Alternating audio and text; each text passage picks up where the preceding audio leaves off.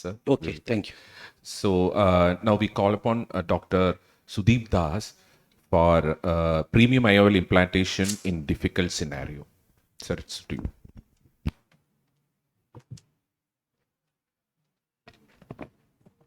Yeah, thank you for this opportunity. So when we come to this,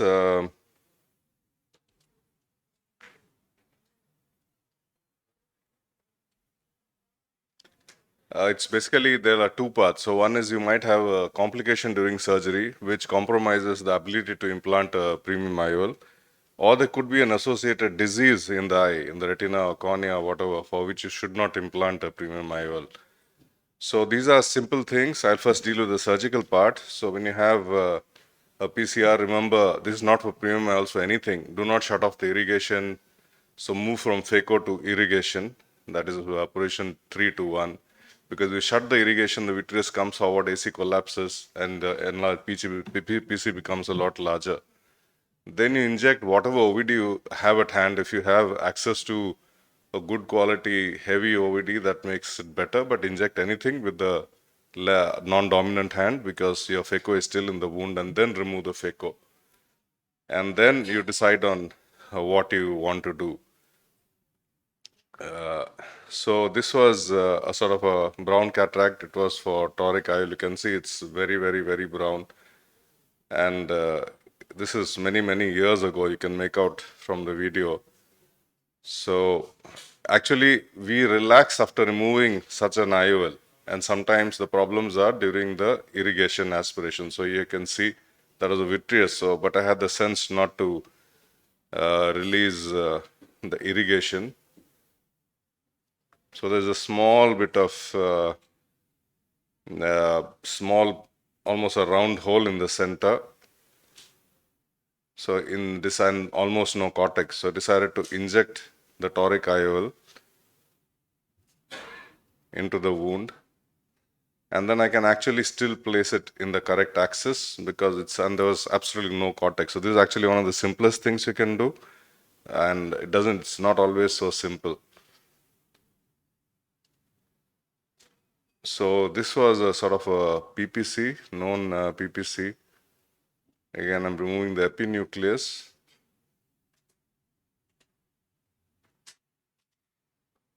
And everything is actually gone on all right, but we have this stupid habit of just trying to remove a small bit of speck of posterior capsule opacity. It doesn't even make any difference to the patient, and there the PC is open. But again, have the good sense to inject viscoelastic.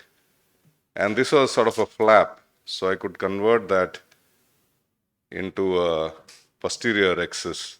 Now you can actually see it happening. So you need eagle eyes during surgery. Of course, eagle sees distance, we need to see the near also.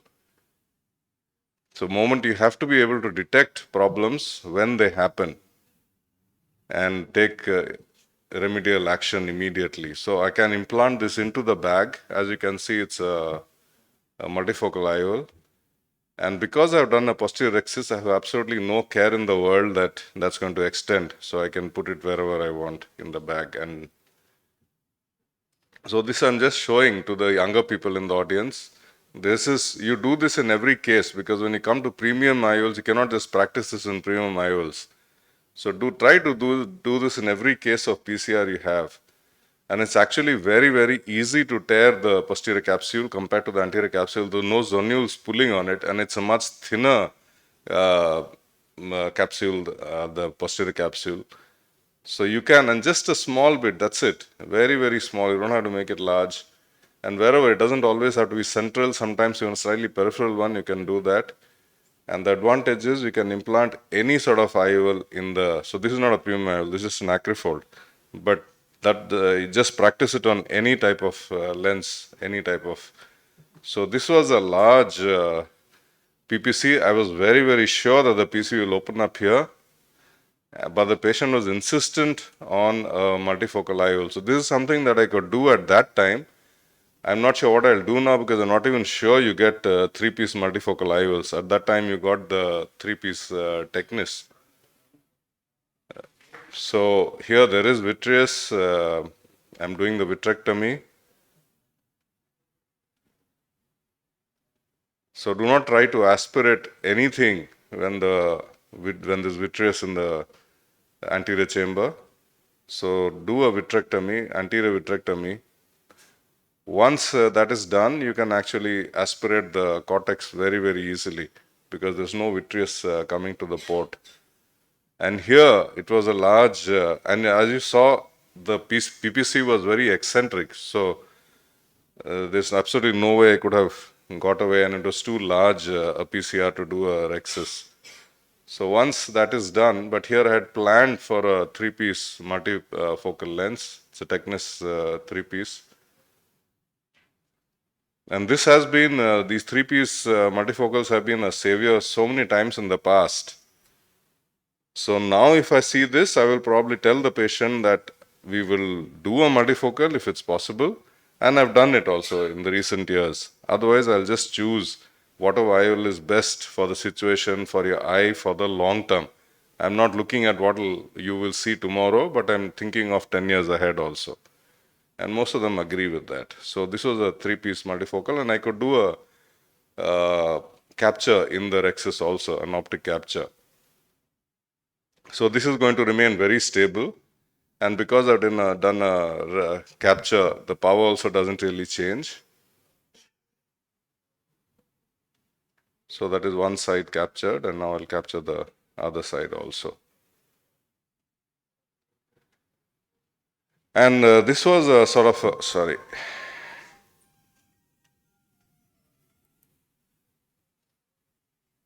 Oh, this doesn't play, so we'll just skip that.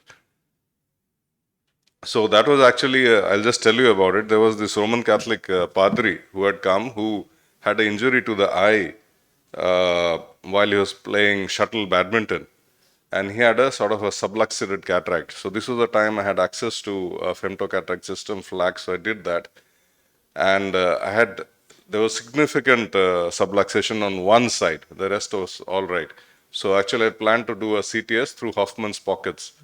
And actually on one side I had made a cut, instead of doing it with a blade, I had made a 300 micron cut with the femto, a straight cut there, like an LRA. And I thought, okay, I will make the flap through that. So it all went very well.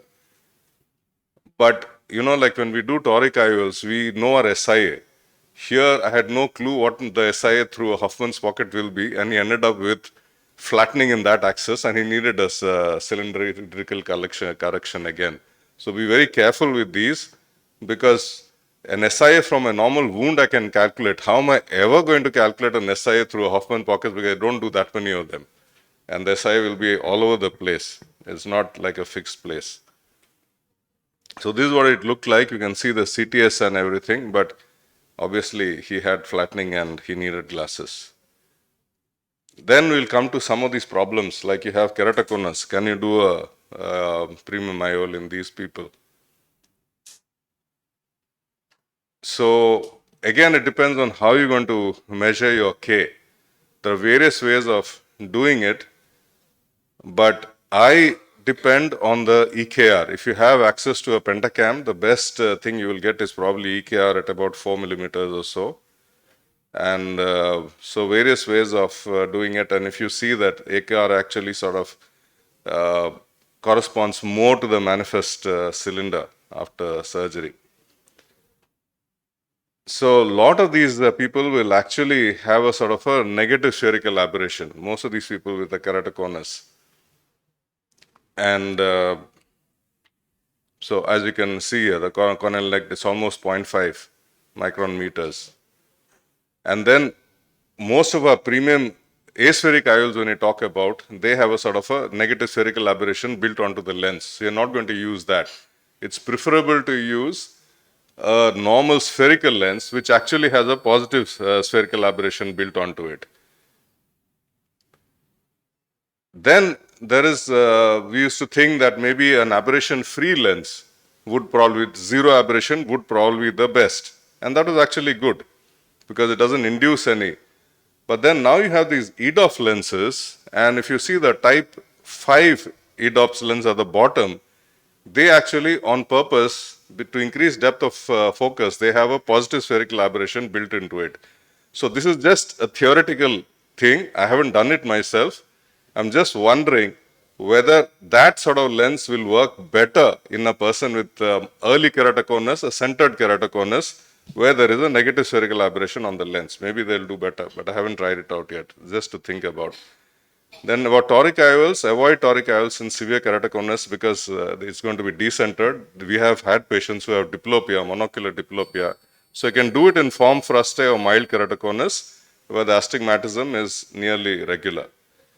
And multifocals, I would not even try to do because contrast is bad in them and you cannot, most of them, do a lens touch-up procedure. Thank you. That was a wonderful presentation by Deep Das, highlighting the complications, handling the situations. Very good.